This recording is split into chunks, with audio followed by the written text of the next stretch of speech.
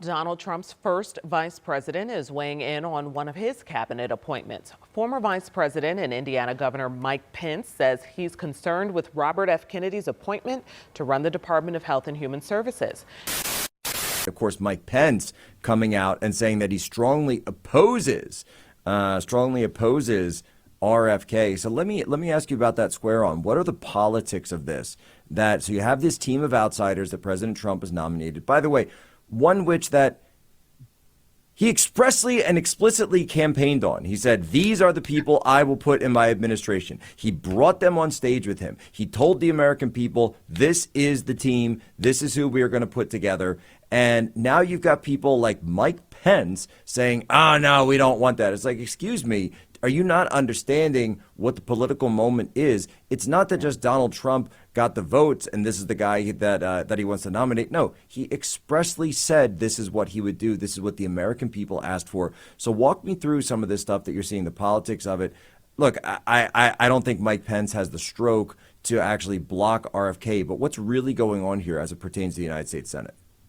Well, Mike Pence has delusions that he's more important than he is. I mean, there's a lot of people in Washington that are like that. Jack, I did the Four Freedoms poll. That was the results of that poll were enormously consequential when RFK left the race and decided to endorse Donald Trump. The synergy there between those RFK voters, and I'm going to specifically cite the people who aren't really partisan and said they didn't have anything in common or very little in common with either party. And RFK, you know, when we talk about 5% here or 3% there, I mean, in a state like Michigan, that's huge. So when you look at Michigan and you can see why he won Michigan by a larger margin than he won Wisconsin, it's because those voters were there. He had the issues on his side, and they were central, I mean, to bringing over that coalition to winning. So, I mean, he's got to keep these promises. It's something that transcends party. It really does. I was shocked by the results of that poll when we conducted it months before the election. I couldn't believe some of these issues that he has been championing are so popular and with so many different groups of people. So, I mean, it was a no-brainer for Trump to do what he did. And I think that, Mike Pence is just, and people like him, are just further isolating themselves away from where the American public is on these issues. You know, they're done with everybody, Jack. It's so funny. We watched the Hegseth confirmation hearing, right? And it's exactly the kind of person that people want in charge of that bloated bureaucracy. And he did well, and it was important he did for RFK, right? In his hearing, it was important that Pete Hegseth did acquit himself well. And now it'll be easier on these others. And that's a good thing because the American public, they want something different. They do. They want something very different, which is this.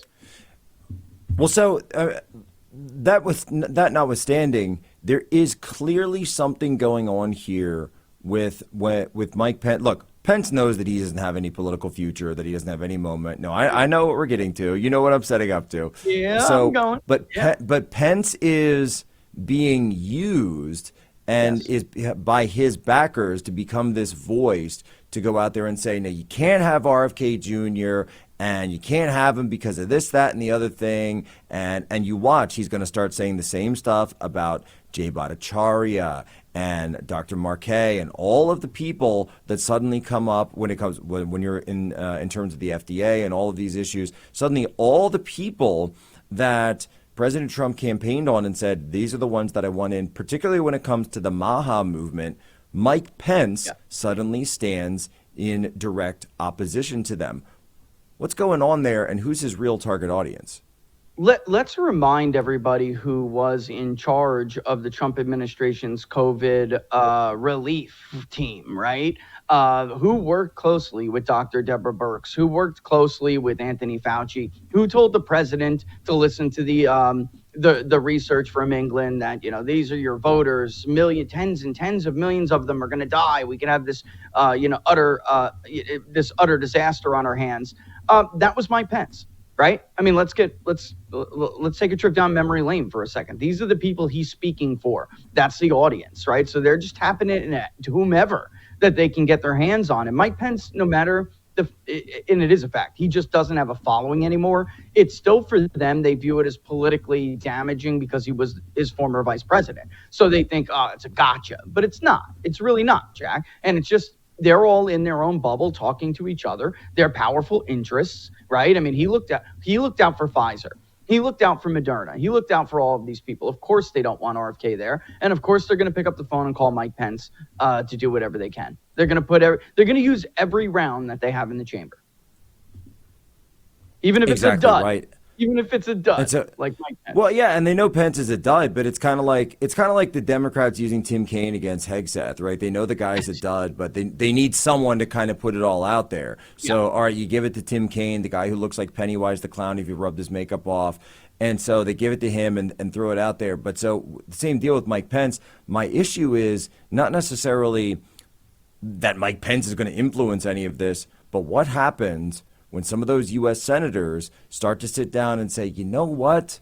I like my pharma donations. I like my donations from Monsanto, and I love my donations from all of these various companies that are involved in GMOs and pharma and everything else that's out there. So this is where the MAGA movement actually meets the wall, because the wall, we all think the MAGA movement is incredibly popular. It's going viral. It's something that's really, I think, captured the curiosity and the interest of the nation, but you're going to run into these roadblocks, and this is the first one. And I think that there's a lot of people thinking that, oh, it's just going to happen, it's going to be fine, but I think you need to steel yourselves in, because this is going to be a fight.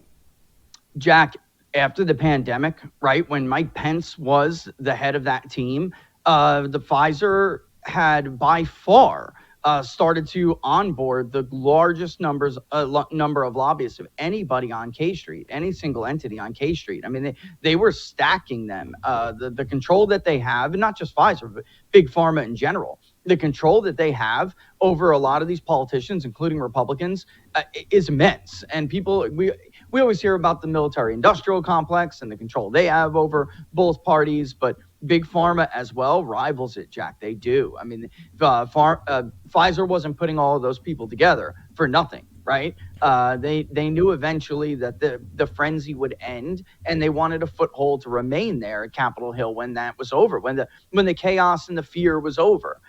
So they're there. They've written those checks, and they intended to cash them. It's not going to be easy.